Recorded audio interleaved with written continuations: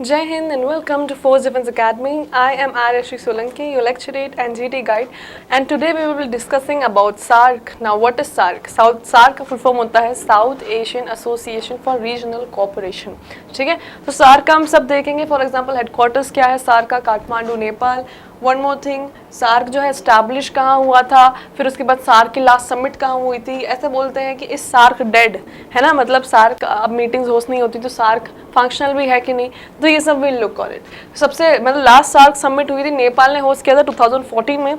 उसके बाद सार्क होने वाला था इस्लामाबाद पाकिस्तान में, that is in 2016, but because India refuse that it will not participate in that summit. क्यों? क्योंकि इंडिया ने पाकिस्तान को एलिगेशंस लगाए थे दैट कुछ टेरर एक्टिविटीज जो इंडिया में हो रही थी उसमें पाकिस्तान रिस्पॉन्सिबल है. So as an opposition towards that India ने सार्क में जो है, because it was organising in Pakistan, इसलिए पार्टिसिपेट नहीं किया. तो it was hosted by Nepal in 2014. Pakistan जो है होस्ट करने वाला था 2016 इस्लामाबाद में, बट इंडिया ने रिफ्यूज कर दिया पार्टिसिपेट करने से, इसलिए सार्क जो है ऑर्गेनाइज ही नहीं हुई. तो इफ दिल आस्क यू कि लास्ट सार्क सक्सेसफुल सबमिट कहाँ हुई है, you will say Nepal 2014. Okay, now moving on. Okay, अगला जो हमारा स्लाइड है, सार्क का पूरा ओवरव्यू लेते हैं. सार्क जो है 1985 में फाउंड हुई थी, ऑफिशियली की बात है. ठीक है, तो सार्क जो है पहली बात, इसमें 8 मेंबर कंट्रीज होती हैं, 9 ऑब्जर्वर कंट्रीज होती हैं, स्टेट्स भी बोलते हैं उनको.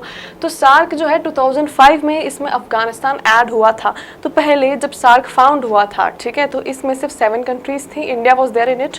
Letter on in 2005 Afghanistan also said कि I want to join, and ऐसा वैसा, तो Afghanistan also join in 2005. This organisation was formed in Dhaka. ठीक है, ढाका में फॉर्म हुआ था, लेकिन इसका हेडक्वार्टर्स काठमांडू नेपाल में है. नाउ सार्क का पोटेंशियल फ्यूचर मेंबर कौन कौन बोला जाता है? टर्की और Russia. Now SAARC comprises of 8 member states and 9 observer states. 8 member states कौन कौन से हैं guys? Have a look. Afghanistan, Bangladesh, Bhutan, India, Maldives, Nepal, Pakistan and Sri Lanka. So these are the 8 member states और 9 ऑब्जर्वर स्टेट्स जो है Australia, China, European Union. European Union, what is European Union? It is a organisation या group of 27 nations. ठीक है, तो that is EU. Now Iran, Japan, Mauritius, US, Myanmar and Republic of Korea. अब सार्क का historical background देखते हैं. ठीक है, तो 1980 में बहुत सारी कंट्रीज 7 इन्होंने डिसाइड किया था कि ऐसा कुछ ऑर्गेनाइजेशन होना चाहिए जिसमें डेवलपिंग कंट्रीज जो हैं वो मेजरली पार्ट रहे उस ऑर्गेनाइजेशन का. तो this idea came up in 1980. So it also thought कि कुछ कुछ की पॉइंट्स होने चाहिए जैसे डेवलपमेंट वगैरह उसमें.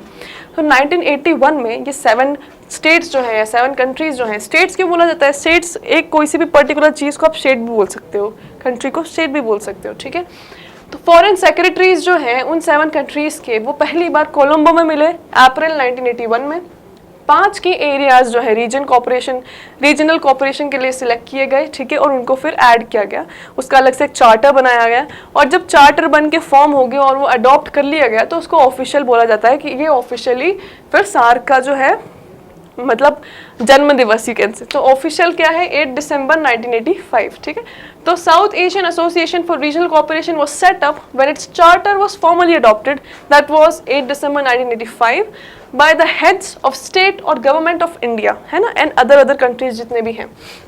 तो Bangladesh, Maldives, Bhutan, Nepal, Sri Lanka, Pakistan and India, these were the then 7 countries. Okay, अब आगे बढ़ते हैं. एरिया ऑफ कॉपरेशन क्या कहते हैं? जो की एरियाज थे उसमें एरिया ऑफ कॉपरेशन भी है, because it is cooperation for regional, है ना, तो रीजनल कॉपरेशन उसके फुल फॉर्म में ही आ जाता है. तो agriculture and rural development, this is the first cooperation area. Human resource development another. Economic trade finance one more. Social affairs, environment, nature, disaster.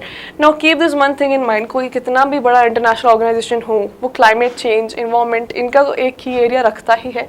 Education, security, culture and others. And another is information and poverty alleviation, energy, transport, science and technology. तो ये सारे points हैं important. Okay, now अब सार्क का objective क्या क्या है?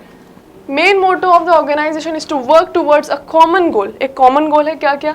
Achieving social, cultural, economic growth सारे लोग के लिए जो कि साउथ एशियन रीजन में है ना. ऑब्जेक्टिव क्या क्या है सार्क के? इसके चार्टर में जो भी डिफाइंड है.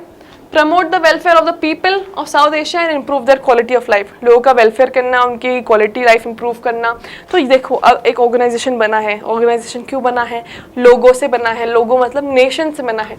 नेशन कैसे बड़ा होगा, कैसे इंप्रूव होगा, लोगों से। तो जितने भी चार्टर में चीज़ें होंगी ना, वो लोगों के डेवलपमेंट के लिए, लोगों की लाइफस्टाइल के लिए, लोगों की एजुकेशन के लिए, लोग जिस इन्वायरमेंट में रहते हैं उस इन्वायरमेंट के लिए, यही सब होगा। एक्सेलरेट इकोनॉमिक ग्रोथ, देखिए अब इकोनॉमिक ग्रोथ भी फॉर द पीपल ओनली, उनके सोशल प्रोग्रेस, उनके कल्चरल डेवलपमेंट, ठीक है, by providing all the individuals the opportunity, ठीक है, एक अपॉर्चुनिटी प्रोवाइड करके। Promote and strengthen collective self reliance, self reliance मतलब आपस में कंट्रीज का एक दूसरे पर इंटर डेवलप होना, अच्छे से एक अच्छा रिलेशन मेंटेन होना। Contribute to mutual trust, understanding and appreciation of one another's problem, एक दूसरे की प्रॉब्लम्स के आपस में अप्रिसिएशन करना, एक दूसरे के प्रॉब्लम्स में एक दूसरे की हेल्प करना, आपस में ट्रस्ट और फेथ होना। Promote active collaboration and mutual assistance, तो ये उसी में हो गया, ठीक है, कि एक दूसरे की हेल्प करना, और इस सब में एक्टिव कोलाबोरेशन भी आ गया, असिस्टेंस भी आ गया। कौन कौन से रीजन में, वही social, cultural, technical, scientific, economic भी आप ऐड कर लीजिए, ठीक है। Strength and cooperation with other developing countries, तो जितनी अदर डेवलपिंग कंट्रीज हैं उनसे कोऑपरेशन बढ़ाना।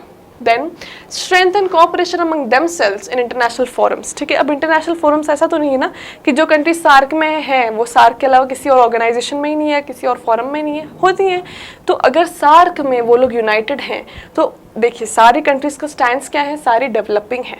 अगर सारी डेवलपिंग कंट्रीज सार्क के थ्रू यूनाइटेड हो जाती हैं तो वो अपनी चीज़ें, अपनी वॉइस बड़े बड़े इंटरनेशनल फोरम्स में और अच्छे से रख पाएंगी, ठीक है।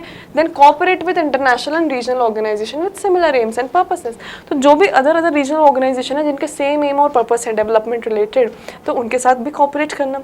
सो this was all about SAARC, जितना भी रिसेंट समिट हुआ, क्यों नहीं हुआ, कहाँ हेडक्वार्टर्स है, क्या उसका डिटेल है, कहाँ स्टैब्लिश हुआ, चार्टर कब अडॉप्ट किया गया, क्या क्या उसके की रीजन्स है जिस पे उसने वर्क करना है, क्या क्या मेंबर स्टेट्स हैं, ऑब्जर्वर स्टेट्स हैं, everything has been discussed. I hope you all like this video, and for more such videos subscribe to our channel.